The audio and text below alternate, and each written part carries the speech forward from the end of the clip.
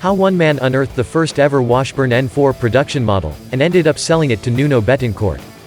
When Todd Cage stumbled upon a mysterious $450 Washburn in Guitar Center's used section, it sent him on a path straight to the extreme virtuoso. Guitar Center's second-hand section is a magical place. Ordinarily, you can secure a bargain on everyday electric guitars and acoustic guitars, but there's also the possibility you might stumble upon a piece of history in the process. That's exactly what Todd Cage, a guitarist from Charlotte, North Carolina, did when he unearthed one of the most sought-after electric guitars of the past 4 decades, the first of only 20 Washburn N4 Nuno Bettencourt signatures to be built by Stephen Davies in 1990. And not only did he discover Bettencourt's first ever production N4 6-string in the depths of Guitar Center's used catalog, he also helped introduce the axe to its namesake, Nuno Bettencourt himself. Cage, who plays in a number of cover bands, clearly knows a thing or two about guitars. In 2008, he performed alongside Tommy Thayer as the winner of the Sing with Kiss contest, and would later go on to audition for Velvet Revolver. In his latest adventure, he happened upon the Washburn N4 in question while browsing the Guitar Center website, and bought the instrument blind for $450. It was, however, only after he received the instrument that he began to realize the significance of his purchase. Upon posting pictures of it to a Facebook forum, eagle-eyed Nuno fans promptly pointed out the 901 serial number.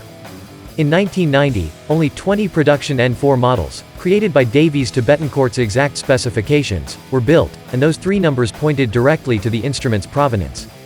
The people at Guitar Center connected me with the original owner, who still had the letter of authenticity, Cage tells Guitar World. The letter was from Washburn. It stated that this guitar was from the first run of 20 N4s made in 1990, starting with serial 901 through to 920. As it turned out, the original owner had bought the guitar new, and played it extensively for 15 years before putting it into hibernation from 2005 to 2021.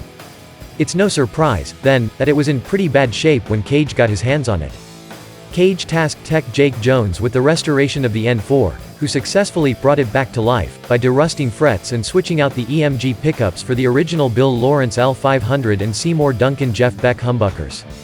He had to totally go through the entire guitar, Cage explains. Like Nuno's main N4S, it was very worn. They have no paint to protect the finish, so the wood had worn away with time. Apart from the pickup tweak, the guitar came to Cage spec'd up exactly as it would have been when it left the factory back in 1990. It featured a Bettencourt-designed alder body and headstock, as well as a maple neck, collar tremolo system and an ebony fingerboard. It is an amazing guitar, Cage muses, whose go-to guitars include an '88 Gibson Les Paul and Charvel Frankenstein from the early 90s. It has the most mojo of any guitar I have ever seen or played. It plays great and sounds amazing. Soon after the discovery and restoration, Cage attracted the interest of Bettencourt's manager, who got in touch with him over the possibility of purchasing the special 6-string. The pair quickly became friends, and managed to broker a deal that saw Bettencourt get his hands on the debut Stephen Davies-built Washburn N4 signature.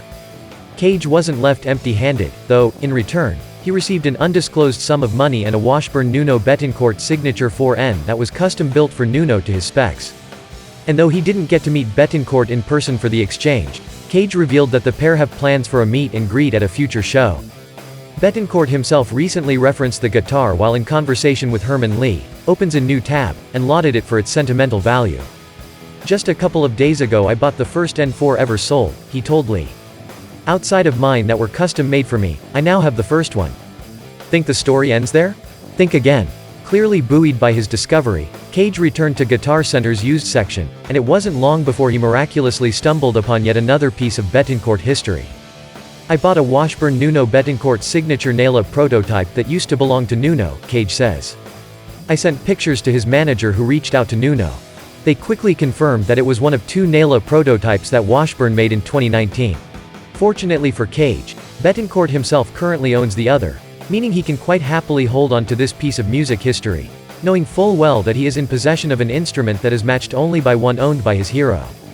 Nuno and his management thought it was very cool that I found the guitar and they are happy that I have it," Cage concludes.